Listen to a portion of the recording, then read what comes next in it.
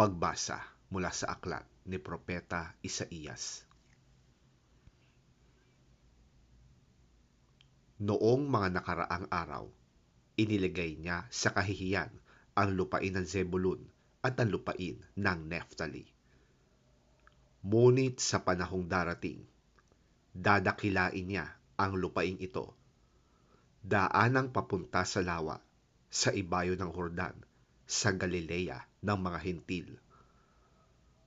Nakakita ng isang maningning na liwanag ang bayang matagal nang lumalakad sa kadiliman.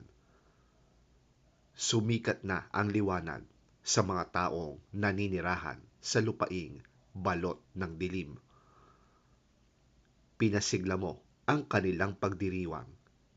Dinagdagan mo ang kanilang tuwa.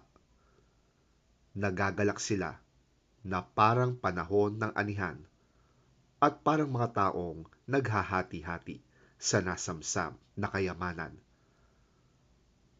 Sapagkat binali mo ang pamatok ng kahirapan at mga bigatin sa kanilang balikat ay pinasan. Pamalo ng mga mang-aapi iyong binali, tulad sa Midian na iyong ginapi.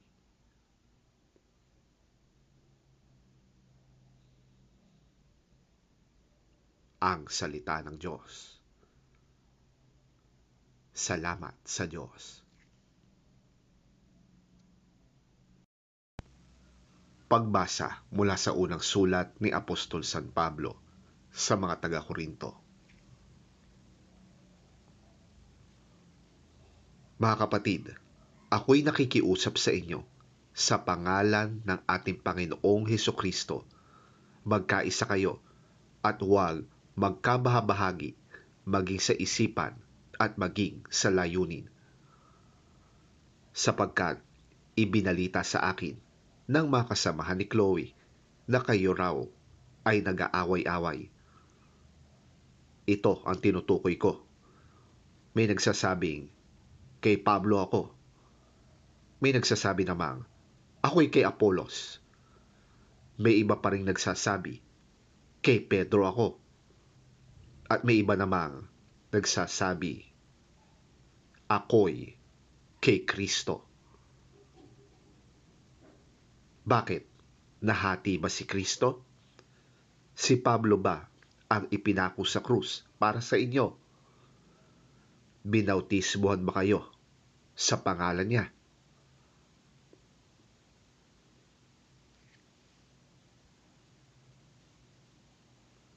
Sapagkat isinugo ako ni Kristo, hindi upang magbautismo, kundi upang mangaral ng magandang balita.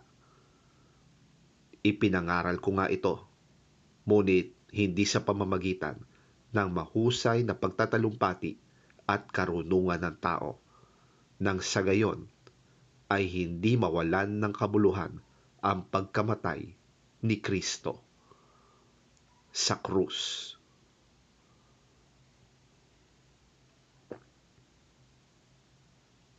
Ang salita ng Diyos. Salamat sa Diyos.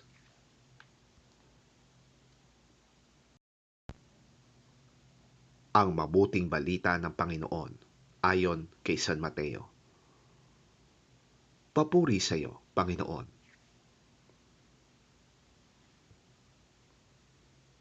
Nang mabalitaan ni Jesus na ibinilanggo si Juan, bumalik siya sa Galilea. Ngunit hindi na siya sa Nazaret na nirahan, kundi sa bayan ng Capernaum na nasa baybayin ng lawa ng Galilea na sakop ng Zebulun at Neftali. Sa gayon, natupad ang sinabi ni Propeta Isaías. Lupain ng Zebulun at lupain ng Neftali, daanang papunta sa lawa, sa ibayo ng Hordan, sa Galilea ng mga Hentil. Ang mga taong nasa kadiliman ay nakakita ng maningning na ilaw. Sa mga nakatira sa lilim ng kamatayan ay sumikat ang liwanag. Magmula noon, ay nangaral na si Jesus.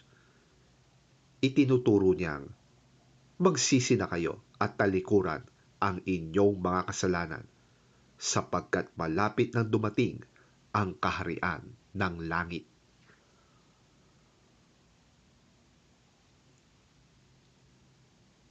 Minsan, naglalakad si Jesus sa tabi ng lawa ng Galilea. Nakita niyang naghahagis ng lambat sa lawa ang dalawang mangingisda, si Simon na tinatawag ding Pedro at ang kapatid niyang si Andres. Sinabi ni Jesus sa kanila, sumunod kayo sa akin at gagawin ko kayong mga mangingisda ng mga tao. Doon di iniwan nila ang kanilang mga lambat at sumunod kay Jesus. Nagpatuloy siya ng paglalakad at nakita rin niya ang magkapatid na Santiago at Juan na mga anak ni Zebedeo. Sila'y nasa bangka kasama ng kanilang ama at nag-aayos ng lambat. Tinawag din sila ni Jesus.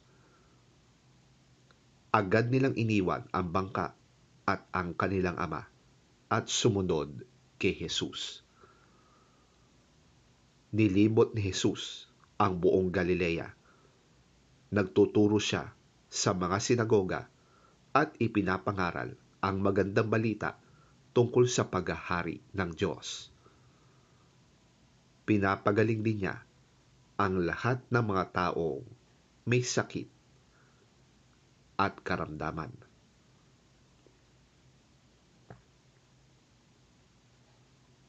Ang mabuting balita ng ating Panginoon. Pinupuri ka namin, Panginoong Hesukristo.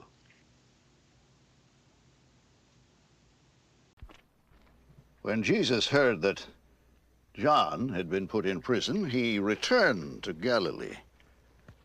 Leaving Nazareth, he went and lived in Capernaum, which is by the lake in the area of Zebulun and Naphtali, to fulfill what was said through the prophet Isaiah. Land of Zebulun and land of Naphtali, the way to the sea along the Jordan, Galilee of the Gentiles. The people living in darkness have seen a great light. On those living in the land of the shadow of death, a light has dawned.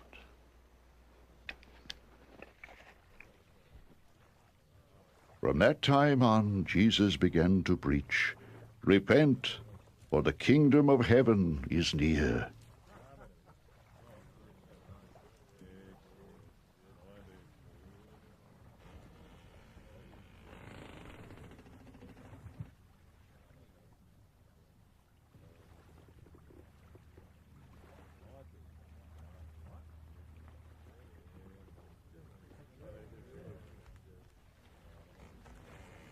As Jesus was walking beside the Sea of Galilee, he saw two brothers, Simon called Peter, and his brother Andrew.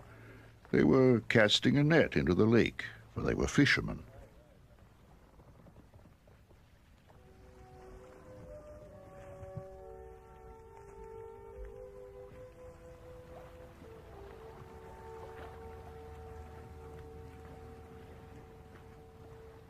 Come follow me, Jesus said, and I will make you fishers of men.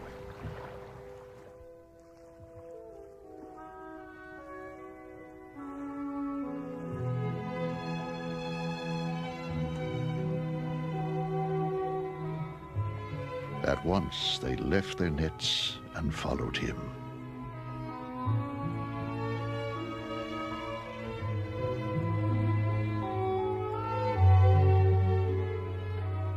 Going on from there, he saw two other brothers, James, son of Zebedee, and his brother John.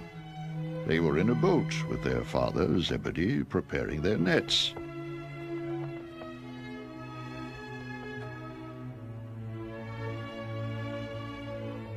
Jesus called them, and immediately they left the boat and their father and followed him.